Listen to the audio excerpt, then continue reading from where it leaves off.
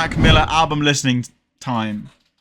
We have got the final album from Mac Miller, the final of the posthumous releases. We heard one of the singles from it in the week, Funny Papers on New Music Monday, and I thought it was really, really good. So I'm excited to listen to this whole album. Let's hit play. This is Tambourine Dream. It's got a tambourine in it. Okay. B flat. Oh, best track Mac's ever done, that one. This is DJ's Chord Organ with scissor. How does the scissor work on this, guys? Do we know? F. Is it like they've rapped over it after he's made it, or was it recorded at the time with Mac when he was alive? B flat. Happy 33rd birthday, Mac. January 19th. Could be at the time. We'll have to look that up. Nah, this is beautiful, man. I think I might cry on this. It's gonna be one of those. This track was left exactly how it was recorded all those years ago. No editing, no tune, or nothing. Didn't seem right to change it, says it. Jid was in the backing vocals a couple of Mac's older albums. Crazy. I love the drums on this. Smooth. Now we've lost so many, man. Rip Matt. Rip X, Rick Juice, Rip Lil Peep. Rest in peace, Lil Peep. The poetry's in the streets.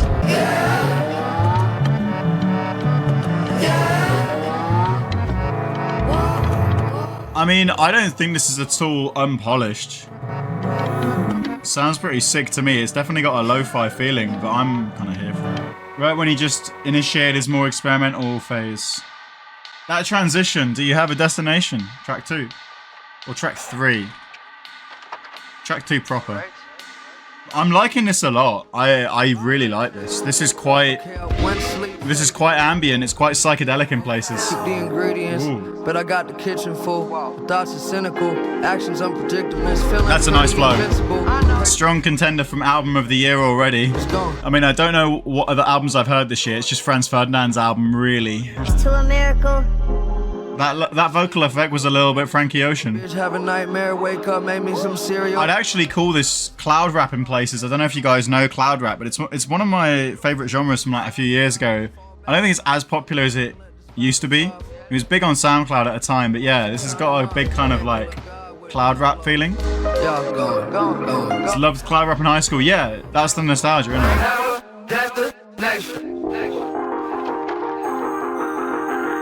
Another beautiful synth sequence.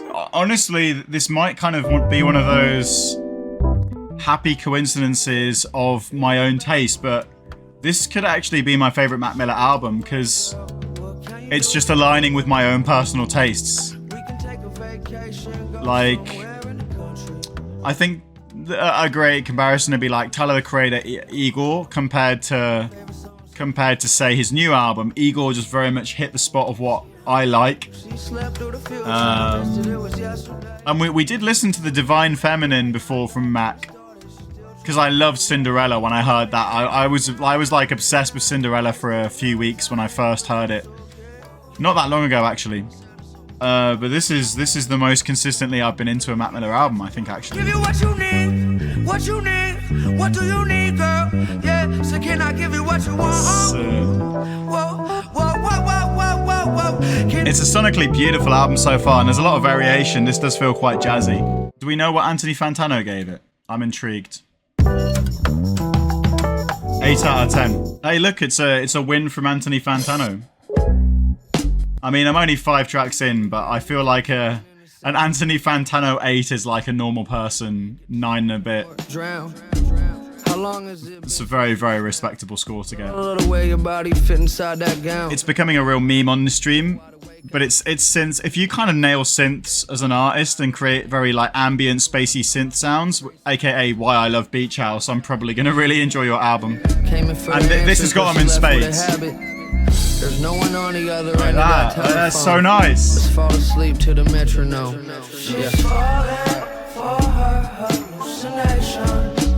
I don't know what that really high-pitched sound is reminding me of. It's kind of like an 80s sci-fi pitch-up, but I have heard it in music before. There's a really obscure like Antlers OG record called In the Attic of the Universe. Mac and Juice would have had the most airy R&B freestyles ever. They're shredding it up in heaven right now, man. I will say, it's nice to hear this, because to an extent, with the Juice WRLD album and this, I am kind of like, when you hear it is being released, you raise an eyebrow and you think, you know, these are posthumous releases. Is this coming out because it's something that's like artistically valid and that people need to hear, and that Mac or Juice would have wanted people to hear? Or is it something that's just a bit like, oh well, we'll throw it out because we know that the fans will get it and buy it? And this feels like such a soulful album. Like it's such a clearly pure and artistically justifiable decision. And I'm glad that we're hearing it. I'm glad that it's not just stayed in the archives. Well, yeah, exactly. That's the thing. Is it coming out done, or did a boardroom add features Mac never met in person? I don't actually know like an example of an album that's posthumous like that. I'm definitely not saying that's the case with Juice or anyone else, but that is always the worry. That is always the worry. And I think especially as AI evolves, it's kind of inevitable at some point, isn't it, that we have a posthumous album using a dead artist's likeness with an AI voice modulator, and it will just be like whoever has a shitty estate that wants to make some money that will do it. I don't know who it will be, but this is Mrs. Deborah Downer. Miller's estate formally announced the album on social media on November 21st. They released a statement that the album had great importance to Mac Miller and that he had commissioned artwork for the album and regularly had discussions concerning its release prior to his death. Familiarity of the project within his fanbase due to unofficial versions circulating along line for layers contributed to the decision to release it officially. This just feels like the perfect way to do a posthumous album then. It's very authentic, very tasteful, and knowing that the artist, you know, had worked on it a lot. Even the artwork is what he commissioned during his life. And I was going to say, I think the artwork is fantastic. It's fantastic artwork. It's got that Picasso-esque quality, and the fact that Max commissioned it, it's a nice kind of touch to it. It's something that is really, truly his vision. I think this is a really good album. Funny Papers is beautiful. I think Funny Papers did jump out to me when we played it on stream on Monday, and that was what convinced me to do this today. The outro is going to be so sad, I know it. I mean, probably, but also Mac obviously didn't know what was going to happen when he recorded it, so it might not necessarily be. I'll tell you, you want the most devastating outro ever? Listen to Joy Division. The last album song they had is Decades, and listen to Decades. It's, oh my god. That album's like having your heart ripped out. You actually, I know what I did. I really projected the meaning of that song to be male depression because Ian Curtis took his own life. But actually it's about men who fought in the World War. See all the young men, the weight on their shoulders. See all the young men, now where have they been? This is track 7, it's called Stoned. At least in terms of the number of tracks, we're at the halfway point. Hey. This is wavy, I love it. New Dream blunt rotation track. It's shallow like the lies that she tells. Can run from Airy your shadow, to funky. can't hide from yourself. He's This always flow all is so by nice. himself. So nice. Toxic conversation. I feel like we've lost a lot of very nice, chill, kind people from public life, and in their place, 2025's public discourse is dominated by very loud, opinionated, and often quite inconsiderate and cruel people. It makes me kind of sad. I think Mac's a very good example of that. As an R&B pop collective once pined, where is the love? Where is the love, man? We need more of it back. He made this in 2 weeks. Oh my gosh. That's talent, that's talent.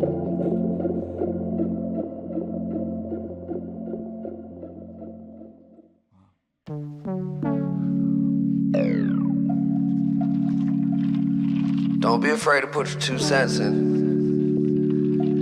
That little Might not be able to afford anything. keyboard stab at the start sounds a little like Joe. I'm always up for a bar. Shangri-La. The drumming across this album's been amazing as well. I don't know who the drummer on it is, but yeah. I don't know how you make this in 2 weeks. Talent. Mac plays drums himself. Oh, Miss Deborah Downer, Funny Papers and Transformations. That's talent. And Rihivi, mate, you know, I wouldn't compare yourself to Mac Miller. This is like a generationally defining genius, and also someone who, you know, you're right at the start of your artist journey, and this is an album that Mac made well into his.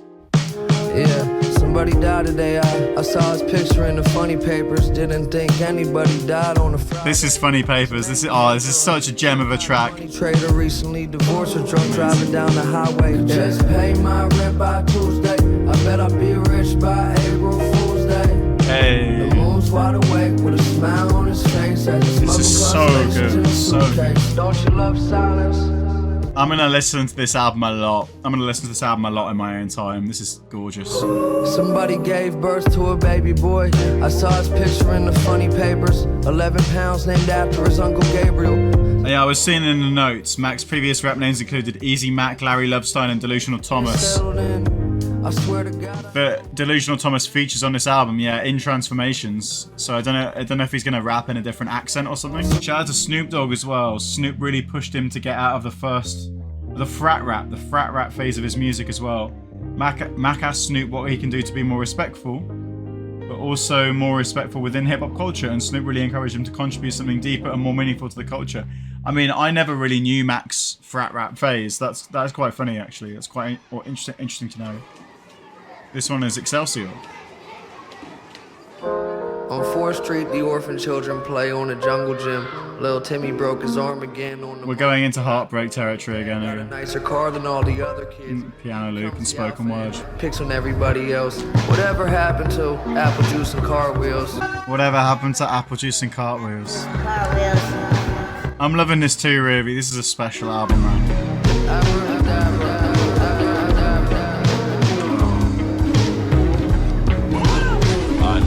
Beautiful moments sharing. It feels like such a peaceful album. It's kind of reassuring in a way. I think that's beautifully put, Navy. This album sounds like confusion, peace, and solace put together. Yeah, it does. It does. It does. I mean, that last song, it sounds almost like afterlife-y, if that makes sense. Beautiful. Well, that was nice. This is sounding like Animal Collective in places. Wow. Delusional Thomas was Max Devil on Your Shoulder type persona. So like the kind of Wolf Haley or Slim Shady character. Yeah. Well, my good days are exactly like the bad ones. This is incredible. And those drums, the way they come in. It's one of those albums that transcends hip-hop in a lot of ways. There's so many different genres going into the inspiration here. Hey Christina, hello. How are you doing? We're listening to Mac Miller's new album, Christina, and it's so beautiful. So beautiful. I listened to this album today morning. It's pretty beautiful, isn't it, Christina? It's pretty heartbreaking as well. Mannequins is about the no matter what you do, God is always watching and by your side. It's beautiful. Cause I see the light at the end of the tunnel, it feels like I'm dying. The last song is the last 3 minutes with the sound of a phone calling. It means all the 923 calls that Ariana done to Mac when he died. Oh. I'll emotionally prepare myself for that now. Knock knock. Who's there? Mac Miller's in all our hearts. Always. It is kind of rare to find an album that just makes you stop and purely focus on it, purely listen, but that's how I feel about this album from Mac right now. A little bit faded. Please, air of heaven. Can you see the God in me? I don't know, probably. But for now, we'll keep waiting. Cause the best is yet to come. Yeah. Not waiting anymore. No, I couldn't agree more, Christina. Every song has a very particular flow. I love it. Yeah, it's such a unique album, and Mac's personality's all over it. Mac was recording this on his phone and Rick with his piano. We're waiting for him. Hey, I love that. All good stories have an ending. And this is the final song. Tomorrow we'll never know. This is the last one. It's more of those ambient playground sounds. Like it gives it that afterlifey feel. It's such an eerie production choice. Whether that was something Mac had before, or whether it's something that's added posthumously to kind of reflect on the fact that he's no longer with us. I haven't been affected by an album in a while like this. Well, it's the best album I've heard this year, and I can't see it being topped anytime soon. I'm not by default a huge like Weeknd fan. I like the Weeknd's music, but I don't think I'll prefer the Weeknd's album to this. I mean, I think that there might be a new Foles record coming. There should be a new Black Country New Road album coming. But come December, I feel like this is going to be in my top 5. Reminds me of Lord. Interesting. That kind of metronome click in the background's pretty haunting. It feels like a haunting album at times, and you can't escape the knowledge that Mac isn't with us anymore. So it's almost like listening to a ghost in places, and it is particularly moving when he's questioning whether there's a heaven and saying, well, I guess I'll find we'll find out, but for now, obviously knowing that he's no longer with us. Yeah, it's hard to see how much of that is intentionally added versus how much of it is just the artistic vision Mac originally had for the album. But it's such a fitting final album for him. I can see why it's been released this way. And yeah, it's not the most commercial album, but I'm so glad. It's my favourite Mac Miller album. I mean, we listened to the Feminine Divine before, and I liked that, but I think the whole album didn't kind of live up to how good Cinderella was for me, whereas this album is just such a great LP. All the tracks fit together. I always say my benchmark for what a really good LP is always the songs fitting together. And that's why I say Arctic Monkeys The Car and Tranquility Base are their 2 best albums, because they're the 2 albums where the songs are really cohesive and they fit together to make a picture that really matches, like a soundscape that is beautifully crafted. And this is an album that's like that. I mean, look, you know, I'm 29, Mac was 3 years younger than I am, and I you guys might think I'm old. I don't feel old.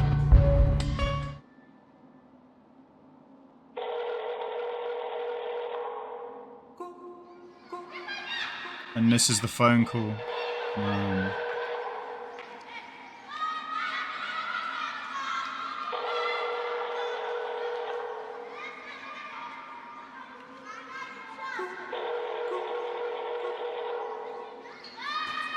This is quite like hard to listen to. And what I love about it is it doesn't just isolate the phone call. It's still tuneful, it's still musical. It's very true to Mac's memory. Yeah, the phone calls Ariana did when he passed. And I think it says everything about Mac that, you know, Ariana has spoken so highly of him, and obviously they maintained a friendship so close even after their relationship ended. I wish I could say thank you to Malcolm, because he was an angel, you know. And she really, you know, knew who he was more than any of us ever will, so. Everyone had great things to say while he was alive. Most people reserve giving people their flowers after death. And yeah, that's just another way. It's not like people are just saying it because he's passed. It's like people loved him at the time. Yeah, it makes me stop, mate. Yeah, I'm totally with you, Rahivi. It makes me stop.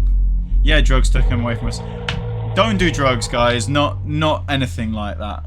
Like, obviously, if you smoke weed once and now and again, it's like whatever. But just the mix of drugs. And it's the same thing with Liam Payne. It's the same thing, man. It's so sad how this cycle repeats. And they'll charge people, but I don't know, unless there's a cultural change and people don't feel like they should be taking them, I think it will stay the same. Like, what a beautiful album. This is Balloonerism. You know, it's difficult to listen to at the end and just really like gut-wrenching in places, but in a very beautiful way, not in a bad way. It's a huge impact. It's one of the biggest impacts an album that I've listened to on stream has made on me. I don't have loads to compare it to, but it's my favourite Mac Miller album that I've heard all the way through. I just think it's so beautifully crafted. The cloud rap influences, the ambience, the reflections on life. It feels like a mature and a very peaceful Mac, even if one's still soul searching and still feeling lost and a lack of direction in places. But it seems that he's very at ease with his own confusion on this record, and yeah, there's just this kindness that you always get with it. It's heartbreaking knowing that he's not with us when you're listening to it and you're listening to the lyrics especially. I'm very grateful that we've got to hear it, so props to his team and his family for making this decision. This was about a year before Cloud Rap took off, so he was ahead of the curve. Then I don't know when it was recorded, but yeah, just the fact it was made within 2 weeks, it reminds me in places of The Antlers Hospice, which is, in my opinion, one of the greatest albums ever made, that lo-fi album. And that album by Peter Silverman was also recorded very intensely, very close together in his apartment in New York. And I think when you have an album that's recorded like that, it has often this very cohesive, very focused sound. And at least in my opinion, those are the albums, because of what I said earlier about the best albums being the ones that follow a set kind of sound, rather than just feeling like a collection of jumbled singles. You know, those are the ones that I go to for the absolute top, you know, the magnum opuses, the albums that each of the songs are more than the sum of their parts, because they're kind of all building towards this shared idea. And Balloonerism, it's such a beautiful name for a song. Its artwork is beautiful. The sounds are beautiful. It's hard to find anything wrong with this album. And I think the fact that you've got to really reflect on is that if Mac hadn't passed away, all of this would still be true. In the same way that if Ian Curtis hadn't passed away, Closer would still be an incredible song, and Love would an incredible album, and Love Will Tear Us Apart would still be a beautiful and perfect song. So yeah, this is very early to be calling albums of the year, but this is one of the albums of 2025 without a doubt. And yeah, rest in peace, Mac Miller. There was a reason why it wasn't released sooner. It was something to do with samples being cleared, wasn't it, Navy? It was something to do with sample clearances, and he chose watching movies with the sound of over Balloonerism, and it's worked out. I think as a swan song, I use that phrase, as a swan song, a denouement, a final piece to be released. It just feels so perfect for Mac. So there you go. God bless you, Mac Miller, and I wish that I'd met him. I love meeting artists, and he seems like he was a wonderful person. I wish I could have got to interview him. And I think this is the perfect song to play next, because what do you play after that? It's actually one that Rihavi suggested from Mac DeMarco. It's called Heart to Heart, and it was written and released as a tribute to Mac Miller after he passed away. To all the days we were together, to all the time we were apart of each other's lives.